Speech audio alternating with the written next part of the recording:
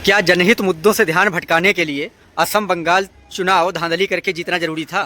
जी यही है, यही तो माननीय राहुल गांधी इसी बात को कहते हैं। इन्होंने चुनाव के दौरान भी कहा और तमाम तरह की बातें की। जब वो चुनाव आयोग के खिलाफ आंदोलनरत से उनके खिलाफ प्रेस कॉन्फ्रेंस कर रहे थे तो अभिषेक बनर्जी चुनाव आयोग का सपोर्ट कर रहे थे। आज अपने ऊपर बीती है तो अभिषेक बनर्जी को अब राहुल गांधी और तमाम विपक्षी दल दिखाई देने लगे।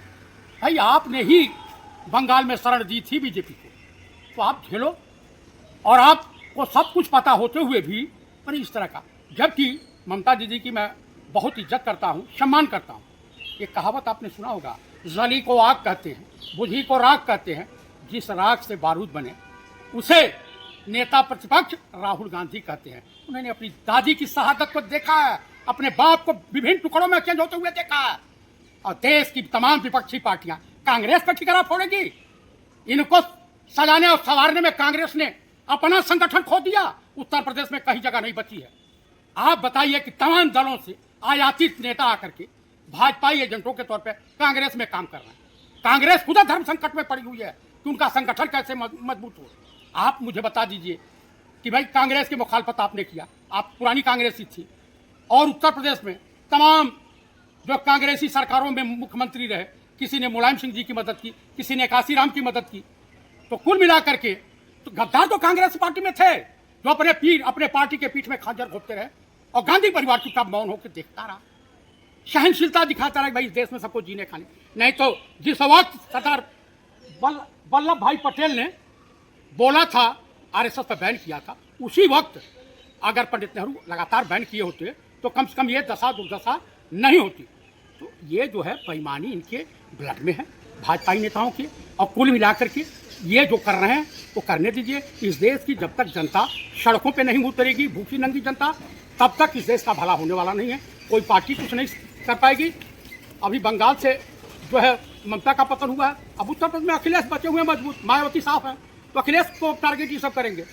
और अखिलेश जी को अगर अपनी पार्टी का वसूल बचाना है तो कांग्रेस के साथ कंधे से कंधा मिला के चलना पड़ेगा। नहीं तो ममता की हालत देख लीजिए, प्रकाश सिंह बादल को देख लीजिए, शिवसेना को देख लीजिए, एनसीपी शरद पवार को देख लीजिए, उसके बाद आइए बीजू पटनायक को उड़ीसा में देख लीजिए, केसीआर को देख लीजिए तेलंगाना में, और आंध्रा में भी एक जगन मोहन रेड्डी थे, उनको देख लीजिए, चंद्रबाबू नायडू की भी दशा वो खत्म होने वाली है। अगले टारगेट उत्तर प्रदेश में आप ही हैं।